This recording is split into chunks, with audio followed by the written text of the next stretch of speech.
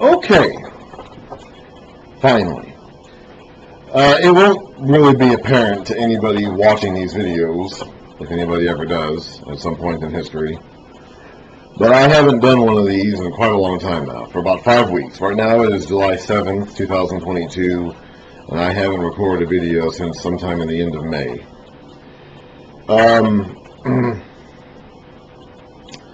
The reason for this is because, well, I had a very busy June. I was running around a lot in June, just wasn't physically able to sit here and record a video to a certain degree, to a large degree, during the month of June, but also because I've been gearing up to go through the book of Isaiah, because that's next in the docket, next in line. And Isaiah is a long book. Now, I've been reading through these minor prophet books. You know, I read through Joel and Jonah, and Amos and Hosea and Micah. And they're difficult. Jonah really wasn't, but it's like these prophet books are difficult. Like you do need to do some deep diving into these to get the message of these prophets. Unlike some portions of the Old Testament narrative, you can't really just start reading a prophet book and go know what the guy is talking about. You have to do some background. You have to know the historical context, and then, you know, there's a lot of difficulties involved with the prophets. Now, we're supposed to do them. It's like we're supposed to study them. Okay, the prophets gave an important message that still applies to us today, so we do need to put the effort forward to knowing what they said, and when we do that, we will enrich ourselves and our lives significantly. But they're not easy. It's like it's fair to say that they're not easy. They're some of the most difficult portions in all of Scripture. And I believe personally that the prophets, you know, there were a lot of prophets. All the prophets spoke. Okay, the prophet was the office of the prophet was to speak the message that God put in his mouth to speak. Okay, that's what a prophet did. That's what fundamentally made a prophet a prophet. And most of them, and so they all did that. They all spoke the message of God to the people who needed to hear it. They all did that. Most of them only did that. A few of them also wrote and recorded their messages, or had their messages recorded, potentially by one of their students, who knows. A few of them also wrote their messages down in written form to be preserved and kept for generations beyond their day. Isaiah was one of those. You know, Amos and Hosea and all the ones that have, you know, if you look at the back of the Old Testament, all those names you see there, from Isaiah through to the end of the book, the end of the Old Testament, Malachi, but those are all the prophets that recorded their messages in writing form for generations to come after them. But there were a lot of prophets who didn't. Even the ones who did, even those 15 or so men who did end up leaving down works that have their names attached to them as a written record of their prophecies, even they originally spoke their messages. Now, and I believe that and remember that with these, you know, so whether it's spoken, you know, or whether a prophet is standing in front of like Amos went to the streets of Bethel and just spoke to people, like a street corner preacher, basically. However they originally spoke their message out to people, okay, even when their messages were put down into writing, whether by themselves or maybe their disciples after them, or who knows.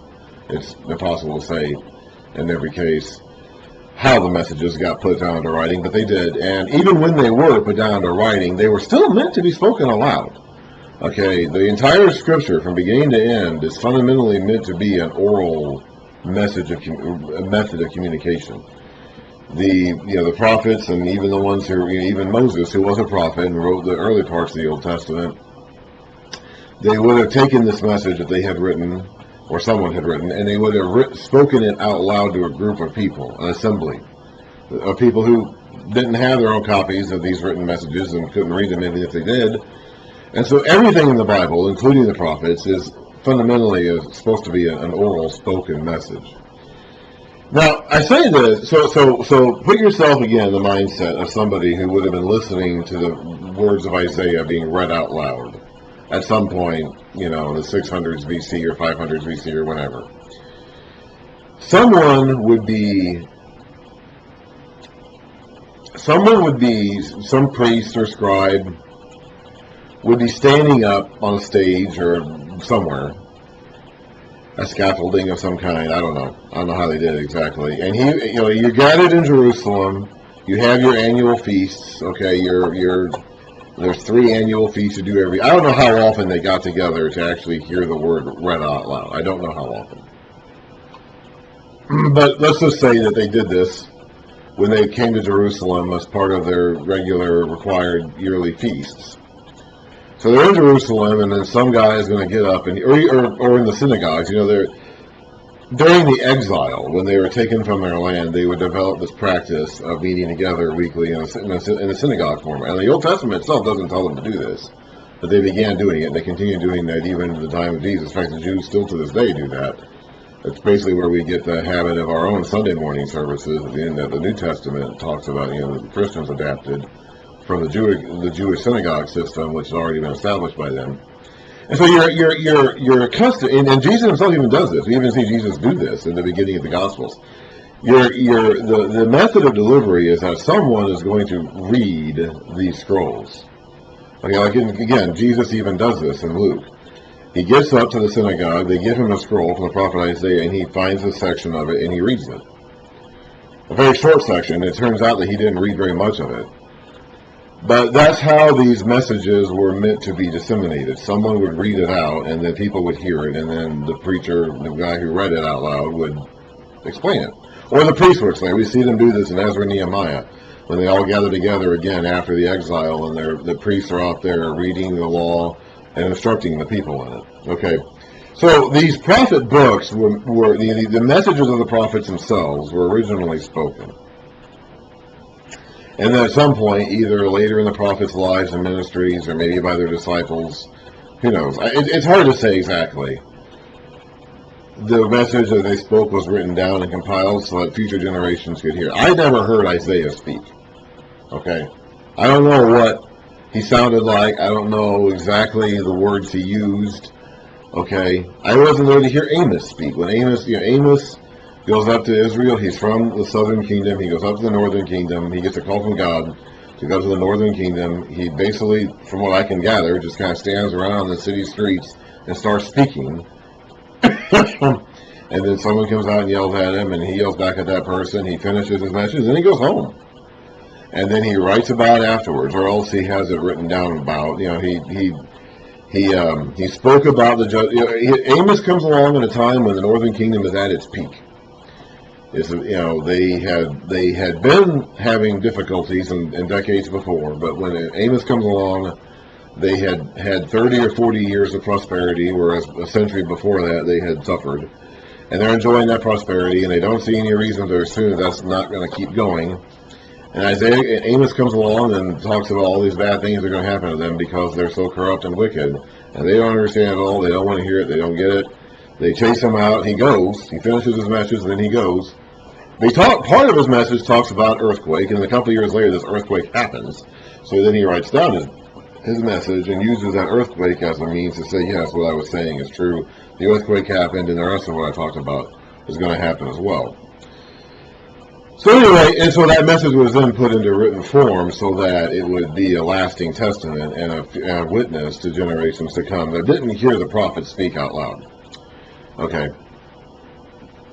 And so I think, and I believe that, with Amos and Hosea and Micah and Joel, I believe the idea is that you're supposed to listen to the whole prophecy to get the substance, get a scope of the whole message being spoken, and then go back and kind of understand like each part of it by itself. Again, and remember, this would have been repetitive. It's meant to be repetitive. It's meant to be gone over many times, consumed and absorbed over and over again. You get done with it, you go back and you start reading through it again. Okay, that's how it's meant to be absorbed into your knowledge base, into your consciousness, into your life.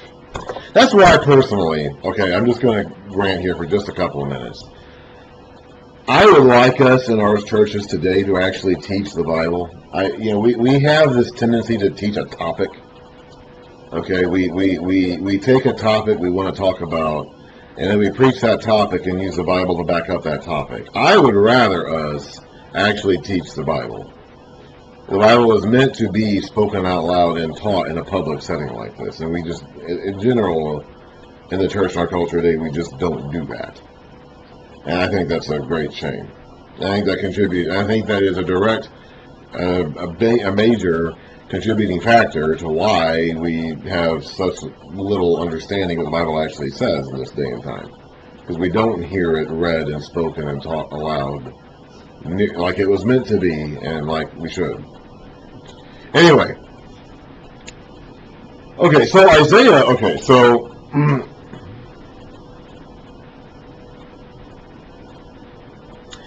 I'm gonna go ahead and start a new video here. This one isn't getting too long, but I'm gonna go ahead and we'll call this the intro to Isaiah 1, and then the next one. So I just got done kind of talking about like the broader scope. Well, before I do finish this video, I do want to say this and kind of finish this thought that I started. So my thinking is that these prophetic books are best understood, first of all, by going through them from beginning to end and getting a broad scope of the overall message. Then you can go back and parse the messages through kind of individually, or more, break them down into smaller component chunks. But I believe that the prophetic books are best understood, first of all, by going through and reading them from start to finish. So I've been doing that in the month of June. And in addition to June just being kind of a busy month in general, I have also taken the time to read through the book of Isaiah and read through some commentaries on it and stuff to help myself understand it. And that is part of the reason why it's taken me so long to get back to doing these videos again. It's been about 5 weeks since I last did one. Now with Micah and Amos and Hosea and most of the others, this isn't really difficult. Okay. In fact, with those books, I actually read through them all in one sitting. Not one sitting, but it's like I did. Even when I did those videos, I recorded all those videos. Like I did all of Amos in one day, for example. It took me all afternoon, but I did all of Amos in one day. Did all of Hosea in one day. Did all of Micah in one day. Did all of Joel in one day. All of Jonah in one day. I'm able to do that for the shorter ones. Isaiah, that's not going to be possible. I'm not going to try to get through all of Isaiah today, okay? I'm going to try to get through the first 6 chapters is my goal today. I could not read, even sitting in my bedroom, reading it silently to myself, I could not get through all of Isaiah in one day. It took me a month. Okay, it was a very busy month, very active month, a lot of coming and going, a lot of traveling, a lot of things to do, a lot of running around. I wasn't always able to sit and read like I wanted to, but it took me a month. And so I'm not going to. So it is difficult to do that with Isaiah. I'm not going to try to get myself to get through all 66 chapters in one afternoon, and nor am I necessarily expecting others to read the whole book of Isaiah in one afternoon. I didn't. I didn't. But I do believe it is best to kind of still go through it from start to finish, even if you don't understand parts of it. I do believe it is best to go through the whole book kind of from start to finish and get an overall scope of what the message is from beginning to end. And then go back and kind of read it more in depth and understand like the sections on a more individual basis. These books are difficult. Okay, it is fair to say these prophetic books are difficult. They do require some effort. Okay, one of the reasons why we don't like to teach them. Okay, that's one of the big reasons. Probably the big reason why we don't like to teach them is that they're difficult. They are not easy. Of all the parts of the entire scriptures, these prophetic books of the Old Testament are probably the hardest to understand. They're probably the hardest to just sit down and read. There's a lot of figurative language, and that figurative language itself evokes specific imagery that made sense to those people at that time, which don't necessarily apply to us today. Like we're not in that culture, we're not in that context. So we have to make an effort that the people who heard this message originally didn't really have to make, because they understood these things intuitively, because the images the prophets used were things they were familiar with. And we're not necessarily familiar with those things. So we have to make an extra effort to understand these images. And that's difficult. That is difficult. We don't live in Israel. I've never been to Israel. It was 2,700 years ago on the other side of the world, and the language and culture is totally different from our own. And that culture is not, they're not going to come forward to us and try to understand us today and speak to us. Like, Isaiah is not going to do that. Okay? Isaiah is not going to jump 2,700 years in time to speak to me today in a language I understand. I have to go back 2,700 years in time to understand him and his language. And that does require some effort, okay? That is not easy. That does require some dedicated effort on the part of the person who wants to know the prophecy of Isaiah, okay? So it does require some effort, it does require, and there are going to be parts that are going to be very confusing. Like when I read Micah, okay, just a few weeks ago, I had to read it 3 or 4 times before I started to get the message, before it started to click with me. It's kind of like when you're in high school and you're reading Shakespeare. Okay, it's like you might have to read it a couple of times before it starts to make sense to you. The dialogue is just so different than what you're used to. The characters just don't talk like we talk today. So it may take a couple of times for you to actually like fit in the flow of what they're saying. And that's true for these prophetic books too. That's true for poetry in general in a lot of ways. Going back to high school English, I mean, how many poems did you have to read that you had no idea what the poet was talking about? And the Old Testament prophets spoke a lot in poetry. Now, this is Hebrew poetry, not American or English poetry. This is Hebrew poetry. So we even have to we have to not only deal with poetry, but we have to understand the rules and the methods of Hebrew poetry from the first millennium or even second millennium BC. That does require some effort. Okay, it does. And it's fair to say that.